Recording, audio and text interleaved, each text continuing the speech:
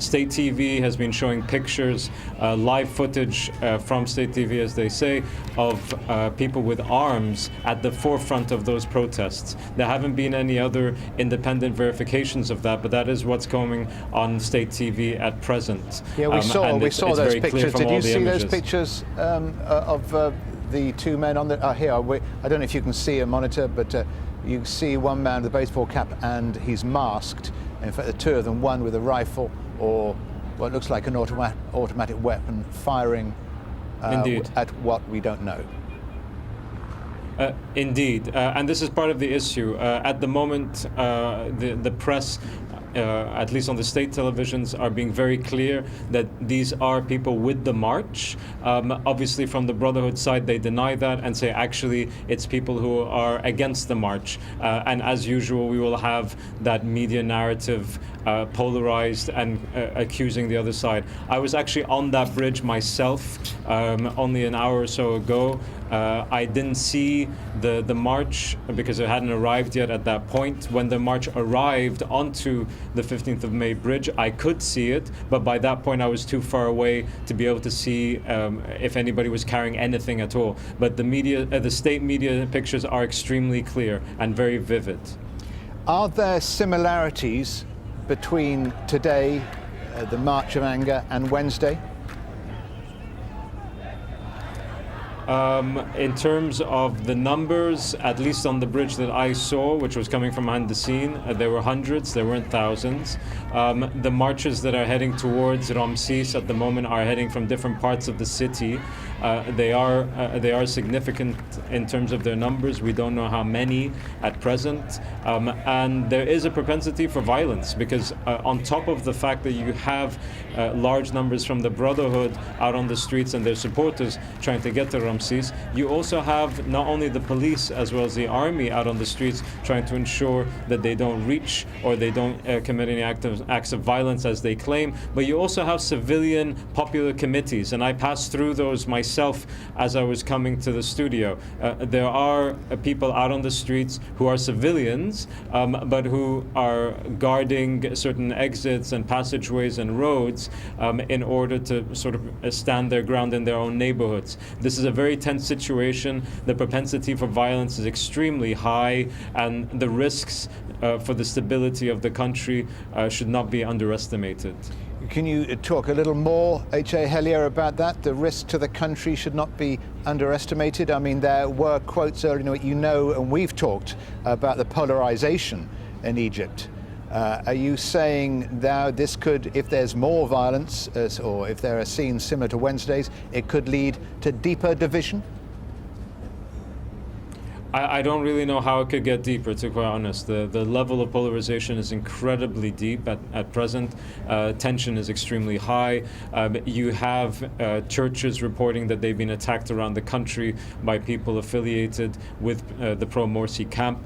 You have pro-Morsi marches and supporters saying that they have been attacked by security forces. And all of this is likely to be true on all sides. But the numbers and the circumstances in which all of these situations are happening are the subject of a media battle. And at present, it's very difficult to get independent verification on precisely what's going on. What we do know today is that there are huge numbers of people out on the streets. The state has made it very clear that it's a state of emergency, and these marches should not be taking place. And you have civilian groups that are not affiliated with the Brotherhood or with the former president saying that they will protect their neighborhoods.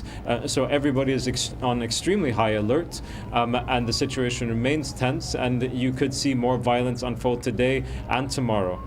Is the Muslim Brotherhood seeking showdown? It's already said it won't retreat from their showdown with General al-Sisi. I think they are looking for a showdown, but I think that they're operating under the calculus that if there's a showdown, then it will be Egypt against the military.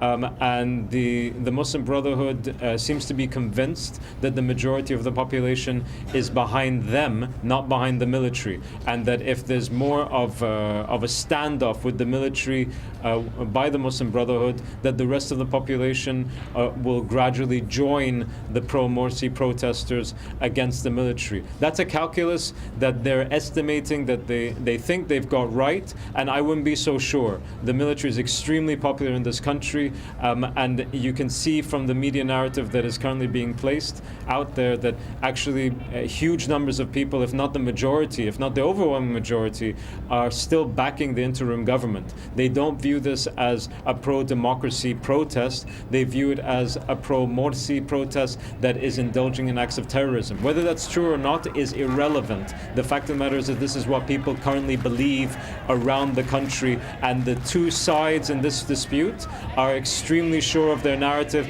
They're extremely certain that they've got it right and that the other side is completely wrong. And it remains to be seen who can actually win in that regard. And at the moment, with the state so unified around the military and the interim government, and with huge public support for it, it's hard to see how the Muslim Brotherhood's calculus can actually bear fruit in the short or the medium term. That's most interesting, H.A.Hellyer.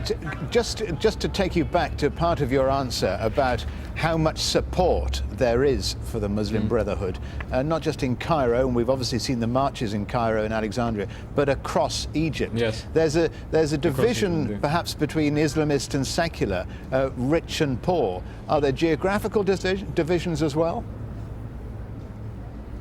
The base of the Muslim Brotherhood isn't a geographical one. It's not particularly a class-based one, although the leadership is generally from the middle class, and from the educated middle class for that matter. The rank and file are varied, but I would question the binary between Islamist and secular in this country. It's not quite like that. Overwhelmingly, the country is conservative. Overwhelmingly, religion as identity is extremely important, and you can see that on all sides here, religion and religious vocabulary is being used and is being politicized in order to justify one side over the other. That's clear across the board, and it's very difficult to say that there's a profile. Do the for majority the of Egyptians resent religion being politicized? That's a very good question.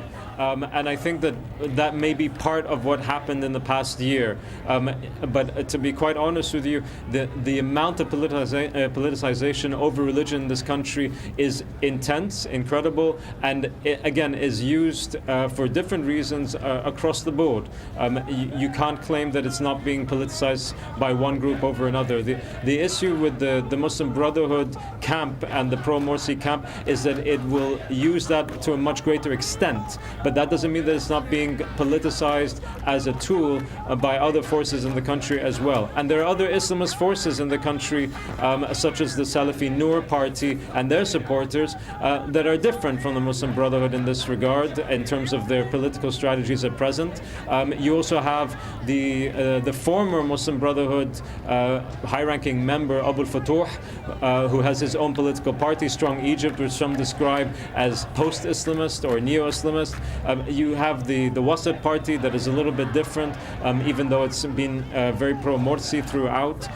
You have the religious institutions around the country that generally back the interim government. I mean, this is a very complicated situation in that regard. This is generally a very conservative country, and across the board, not in terms of percentages, but in terms of values, religion is extremely important to the overwhelming majority of Egyptians as identity, and because of that, all political groups will use religious vocabulary and will use religious language to justify themselves. The question is who will do more than less, and that definitely is clear when it comes to the rhetoric of the the Muslim Brotherhood. And you can see that over the last few days in how spokespeople from the Muslim Brotherhood have been interpreting what's happened over the last few days, and have been drawing parallels in their arguments between themselves and companions of the Prophet and so on. And on the other side, people who support the interim government or don't support the interim government at all, but also don't support the Brotherhood, find that obscene and quite distasteful, because the implication then is that the Muslim Brotherhood and their supporters are on the side of God, and the supporters of the government, or those who are choosing to actually be against both actions of the government as well as the Brotherhood, are on the side of evil. So that sort of politicization, I think, is incredibly polarizing all across the country. Indeed, H.A.Hellyer, a complex picture. You've explained it very carefully. Thank you.